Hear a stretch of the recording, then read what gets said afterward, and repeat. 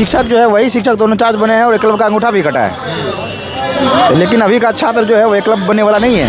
ये बच्चे जो भूखे पेट आते हैं रोज, इनका कौन देगा जवाब? क्या सरकार की कोई रिस्पॉन्सिबिलिटी नहीं बनती है? विधायक दल के नेता हैं आदरणीय तेजस्वी जी, उनका तो संवैधानिक अधिकार बनता था कि वो प्रोटेस्ट करते कि अब इन भीड़ को कौन जवाब देगा? आप लोगों के सवालों का जवाब कौन देगा? रोज हो पाता है। आज अगर विपक्ष बहुत मजबूती से अपने अपने तरीके से वो चाहती तो रोड पे भी प्रोटेस्ट कर सकती थी, वो चाहती तो संवैधानिक तरीके से मुख्यमंत्री से मिल सकती थी, लेकिन पता नहीं क्या हुआ नहीं। क्योंकि बिहार में मेरा मानना है ना सत्ता है ना सत्ता पक्ष है ना विपक्ष है। देखने वाली बात होगी कि ये लंबी लड़ाई और कितनी बड़ी लंबी होती है। 2 दिन 4 दिन 6 दिन या 8 दिन, कौन जीतता है कौन हारता है, ये देखने वाला बात होगा। देखने वाली बात होगी कि क्या आज जिस तरह से आंदोलन हुआ, ये आंदोलन और लंबा इस तरह से जाएगा, ये भी बहुत बड़ा सवाल है। सवाल बहुत कुछ है, सवाल, इन सवालों का जवाब भविष्य में छुपा हुआ है। भविष्य में छुपा हुआ है कि बच्चों को सरकार के द्वारा न्याय मिलेगा या नहीं, क्योंकि री एग्ज़ाम का मांग करते करते बच्चों का आज 2 महीना हो गया, एग्जैक्ट 2 महीना।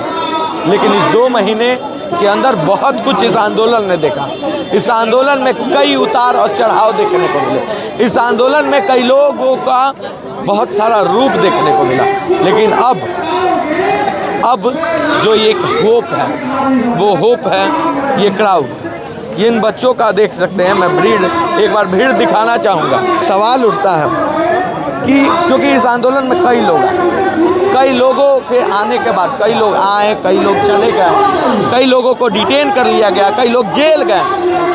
लेकिन ये जो भीड़ आई हुई है, इस भीड़ को जवाब कौन देगा? इन बच्चों के आशा को कौन जवाब देगा? ये बच्चे जो भूखे पेट आते हैं रोज, इनका कौन देगा जवाब? क्या सरकार की कोई रिस्पॉन्सिबिलिटी नहीं बनती है? क्या नीतीश कुमार की कोई रिस्पॉन्सिबिलिटी नहीं बनती है? क्या बीपीएससी चेयरमैन के हट के आगे इन बच्चों का मांग झुक जाएगा? 2 दिन से हजारों बच्चे आते हैं और यहाँ पे री एग्ज़ाम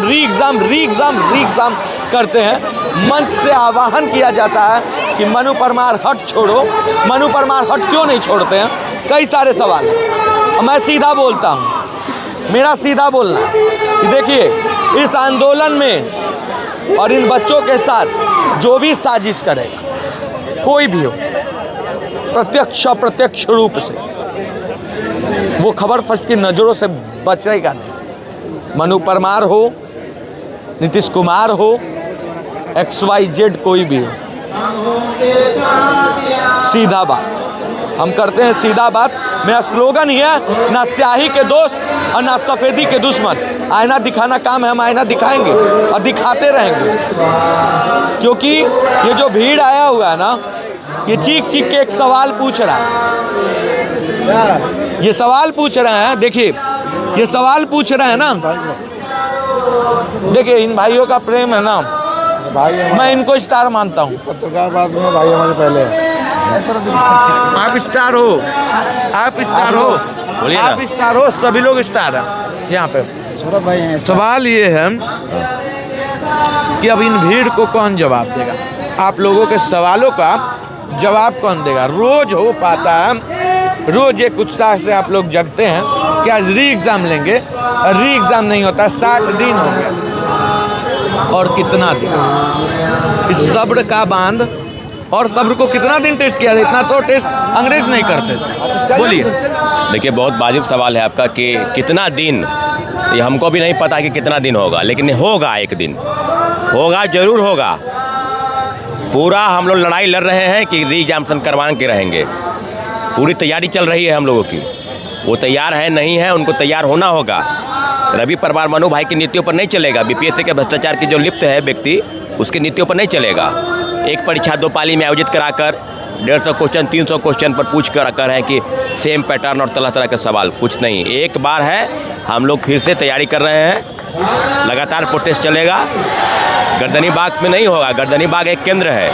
हम लोग यहाँ से अलग अलग डेवलपमेंट करेंगे और कर रहे हैं समय समय पर, लेकिन लगातार होगा। अच्छा, एक बात बताइए नीतीश भाई, क्योंकि आप और सौरभ भाई और तमाम भाई मिलके इस आंदोलन को बहुत बड़ा, लेकिन एक डर है मेरे मन में। आपने बोला आज मैं दिन भर भाइयों लाइव नहीं आया, इसलिए नहीं आया ना कि मैं फॉल्स कभी कुछ दिखाता नहीं हूँ, मैं सीधा सा बंदा रहता। मैं दिल गवाही करेगा तो दिखाऊंगा और नहीं तो नहीं दिखाऊंगा। मेरे व्यूअर्स समझते हैं और मैं आप लोग को भी बोलता हूँ, आप लोग गलत हो गए तो बोलूँगा, मैं गलत रहूँगा, बोल देना, कोई दिक्कत नहीं है, मैं मानूंगा। भाइयों का चैनल है। सवाल है कि जो होप है और जिस पे होप, बात समझ गया ना, फिर क्या हो? देखिए, होप तो है इनसे। जब ये हमारे साथ कनेक्ट कर रहे थे तो उन्होंने बोला था कि कुछ अच्छा डेवलपमेंट हो सकता है। हम लोग तो यही चाहेंगे कि कुछ अच्छा डेवलपमेंट करके ही जाएं आप यहाँ से। और जहाँ तक बात है कि क्या होगा नहीं होगा, ये तो कि किसी को कुछ पता नहीं है। एक बात बताइए, डेमोक्रेटिक पॉलिटिक्स में इतना बड़ा प्रोटेस्ट हो रहा है, प्रोसेसन हो रहा है, सरकार एक बार सुन भी नहीं पा रही है। वो एक छोटा मोटा विधायक जदयू का मिलने नहीं आया हम लोगों से, ना हमारी बातों को सुना, लगातार नकारात्मक प्रतिक्रिया वो देते हैं। तो एक बात है कि कोई आए जाए, किसने क्या सहयोग किया, किसने क्या नहीं किया, किसने कहाँ पहुँचाया, किसने क्या दिया, वो अलग विषय है। लेकिन एक बात है कि नेतृत्व अभी भी छात्रों के हाथ में है। और अगर नहीं कोई मिल पाता है, 1-2 दिनों में कोई बहुत महत्वपूर्ण परिणाम नहीं निकलता है, तो हम लोग विधानसभा घेरेंगे। विधानसभा घेरने का मतलब ये है कि शांतिपूर्ण होगा, संवैधानिक तरीके होगा, प्रतीकात्मक होगा। वो प्रतीकात्मक इसीलिए क्योंकि असेंबली हम लोगों का है, हम लोगों ने रिप्रेजेंटेटर को वहाँ बिठाया हुआ है।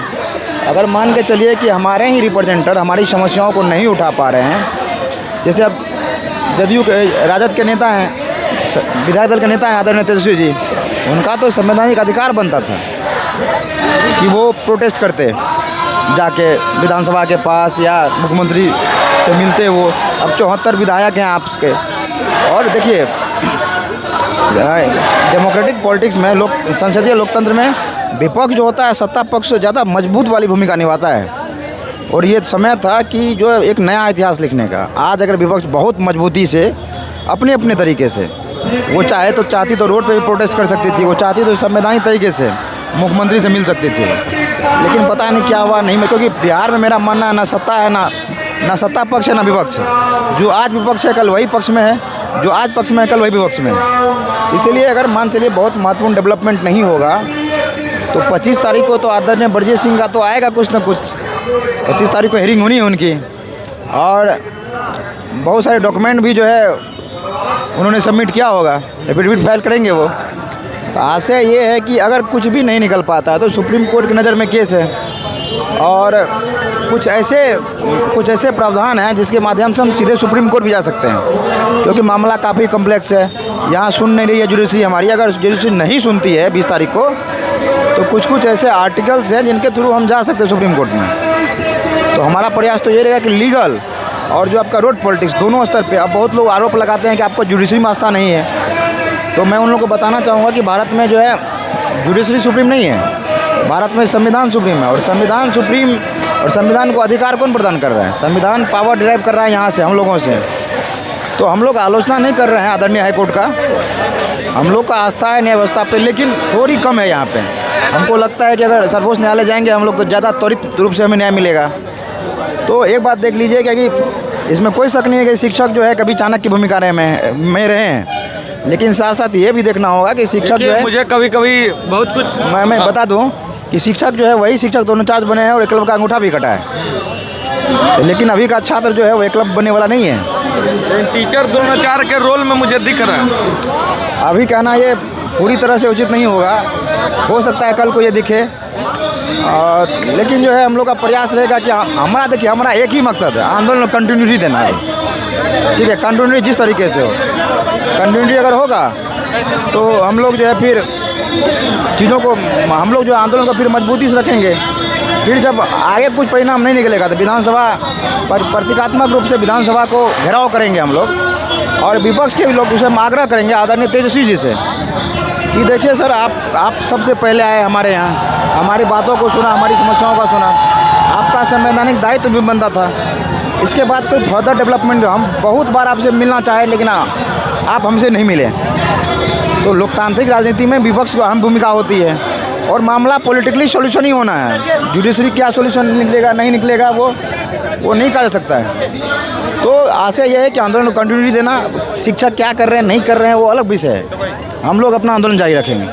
देखिए बहुत बड़ी बात है कि शिक्षक क्या करेंगे नहीं करेंगे ये XYZ मामला है, लेकिन ये लोग आंदोलन जारी रखेंगे। देखिए मैं सीधा बोलता हूँ, दिखता बहुत कुछ है, होता बहुत कुछ है, होने वाला बहुत कुछ है। आप इंटेलेक्चुअल हैं, आप इस बहुत कुछ में फंसिएगा मत।